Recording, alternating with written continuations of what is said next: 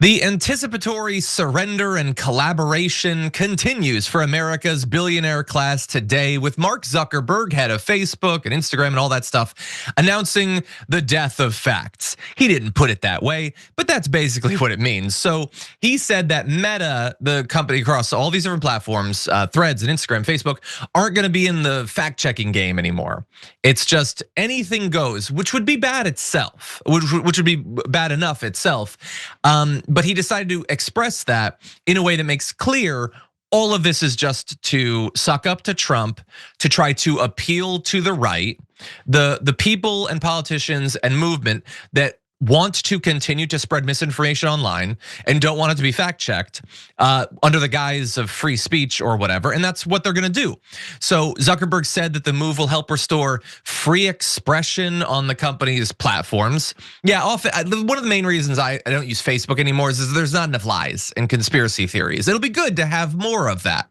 Anyway, he also attacked foreign governments and legacy media, a term he's now using to appeal to the right, by accusing them of pushing for censorship by having lies about vaccines taken down so that lots of people don't die during a pandemic or whatever. And if you're not convinced that this is all to appeal to Trump and the right, this new policy change was announced on Fox News. I don't know. I mean, I guess it could have been on OAN or something to make it a little bit more obvious, but the right seems happy about it. Reactions will roll in throughout the day, but Rand Paul already said on Twitter that the company has finally admitted that it censored speech. So good job, Zuckerberg.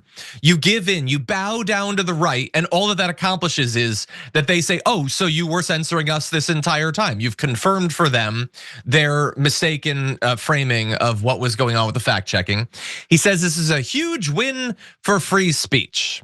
By the way, this isn't all that they're gonna do. They're also gonna be loosening their moderation policies, removing restrictions on topics like immigration, gender identity, and gender that are the subject of frequent political discourse and debate. He said that restrictions on those topics are out of touch with mainstream discourse, and they've been used as a tool to shut down opinions. No. We need to be more, in his words, inclusive by allowing more attacking and threats on the topics of things like immigration, gender, and gender identity. Because I guess it wasn't already toxic and difficult enough for people for whom those topics are not just a fun thing they discuss online, but that are who they are. It wasn't already difficult enough for them on these places. So now you will be free to attack people based on those things, spread more conspiracy theories, maybe lead to more bomb threats against schools and against hospitals and things like that, because Zuckerberg wants to be inclusive. There's more to it, but I want to get Jackson in. What do you make of Facebook's decision here? Well, I think to me, it seems like, people like Mark or Jeff Bezos who didn't let that political cartoon go, and the editor ended up quitting the Washington Post. We'll have that in a little bit. Okay, cool. But it seems like, these people just kind of see which direction the political winds are blowing. They see which direction things are going. And also this highlights that they really aren't that bothered with the public interest. They're billionaires. They've been billionaires for quite some time. They've been separated from the common man and woman in every way for quite some time. And in their minds, what difference does it make?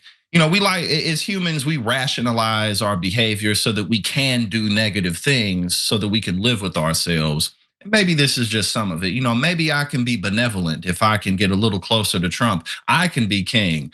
And at the end of the day, the reality is that this country has legitimately made a rightward shift. People really haven't been tricked into this. This is what millions and millions of people want or think that they want, built on things like racism against immigrants or against the black community or against the trans community, the gay community. All of these marginalized groups are being weaponized, but it's what people want to hear.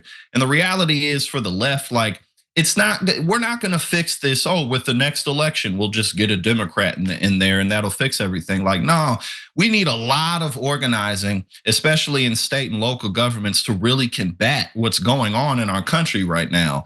And people like Mark Zuckerberg are fully aware of that. There's a lot of obstacles in our way to stop people like this. So what difference does it make to Mark? He doesn't care. That's what I see. It's kind of like I can, so why not?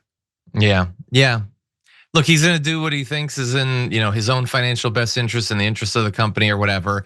And they're all very, very rich people making these decisions. So clearly they're smarter than me. Clearly. I will say, as a dummy though, as a non-millionaire, non-billionaire, I don't think this is a good idea. I don't think this is actually gonna make people want to be on Facebook more or Threads more, that it wasn't toxic enough. Like, if you want to be able to just, shout the N-word or whatever, you've got Twitter for that now. Has Twitter become more popular over the last couple of years? Like with the bots and the threats and the hate speech and all that. Is that what people want? And I'm not just saying like, do regular people want it or whatever. I know fundamentally they don't care about that. Regular people on their platforms are just a means to an end to making money. But like, have businesses like flooded Twitter with advertising because now it's way more toxic? Like, oh, all we were lacking was anti-Semitism and transphobia. This doesn't seem like a good, like maybe though this isn't fundamentally just about profits, it's about like stopping the existential threat of Trump nuking Meta from orbit if he hates them enough. Maybe that's what they're doing.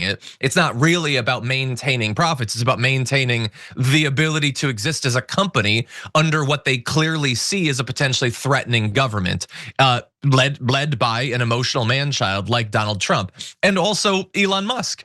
Because maybe Elon Musk, since he's effectively president, maybe he would push Trump to destroy Meta, to try to stop them from challenging Twitter in the social media space. I don't know. I don't know exactly what Zuckerberg is worried about, but this is a lot of changes simultaneously. They're also, by the way, even for instances in which you violate the policies of these platforms, which I don't even know what's left to violate, but they also said, we're barely even going to be scanning for policy violations, only in the most serious examples. So even the policies that we have on the books remaining, we're telling you ahead of time, we're not gonna enforce those. The one thing that maybe could be good, but I can already see how this is gonna be twisted, is they've been criticized quite a bit by me, among other people, at Meta for turning away from politics and news. And I think a lot of people see that as one of the major issues with Threads. One of the things that's been holding it back is that it actively disincentivizes the discussion of politics and news. Apparently they thought the only thing people want in their short text social media site is messages from interns at brands or whatever, but I don't think that's what they want. So they're apparently gonna be rolling that back and making it more personalized, like you can determine what content is in your feed. So I guess that's fine or whatever, but here's my fundamental issue, Jackson, I want your thoughts on this. All of this messaging and the fact that it's on Fox News is designed to tell you, we think fact checking is political. And that is of course what you hear from the right. It is biased to fact check because the facts that get checked are things that right wingers are saying. And they will say that is proof that the system is biased against right wingers, which is one potential explanation. It could be that it's biased against right wingers. It could also be they're lying more. And if they're lying more, then necessarily they should be fact checked more. And now think about, from the point of view of the right, if you guys know that you're massive liars whose success depends on conning people, on scamming them, then yeah, I guess it would make sense to constantly attack fact checking. If you don't think that you can get in by actually talking about the world as it exists, by talking about what you'll actually do when you get in office, then I suppose I would act the same way that you do. But the idea from the point of view of Mark Zuckerberg that we're turning away from politics by getting rid of the fact checking and turning to community notes, which I don't necessarily have a problem with, I also just don't think it's the only solution to the problem of misinformation, is that now we're not being political. What the are you talking about? I censored myself. An election just happened, the fascists won, and you're changing all of your policies. And you want us to believe that's not a political decision, that as a result of a political act and a new political party coming into power, you're massively changing your approach to fact checking, and that's not political? I'm sorry, but that's not how it works. And let me demonstrate this in one final way. I think the most ridiculous way. It's not the most substantive part about what was announced today. I just think it's amazing. So Zuckerberg posted this. They're gonna move their trust and safety and content moderation teams out of California and our US content review to Texas. This will help remove the concern that biased employees are overly censoring content. So the concern is false. Right-wingers don't actually think that they're being biased against. They just want their lies to not be checked. So even though we know we're not doing that, they say we're going to. And so we're going to take our people out of California, where they're more likely to be Democrats, and we're acknowledging that means they're biased. And instead, we're gonna staff this in Texas, where they are incapable of bias. They are just innocent angels with no ideology, no politics, and no values. They're objective and good, and then that will reassure everyone. Surely the right won't continue complaining as they have since social media began. That is such an embarrassing, such a humiliating thing for Zuckerberg to pretend to actually think. Now, there's more to this, but Jackson, I want your thoughts on what we've been discussing.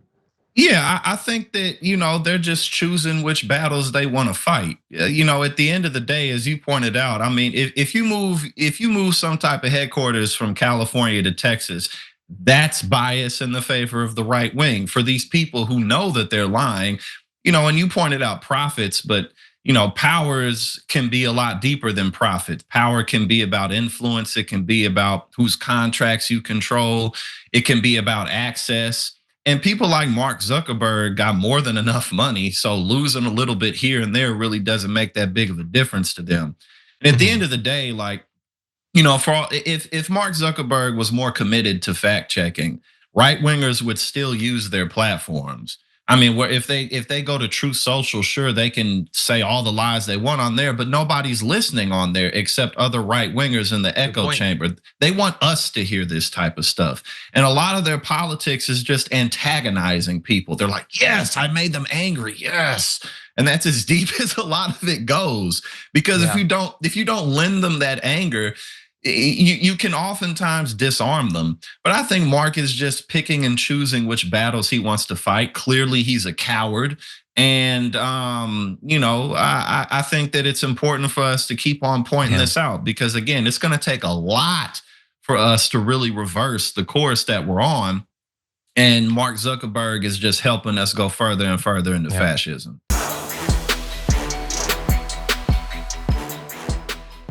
Thanks for watching our video. Did you know that you can support our show by becoming a subscriber? Just click the subscribe button and also ring the bell so that you get notifications when we're live or when we post new content.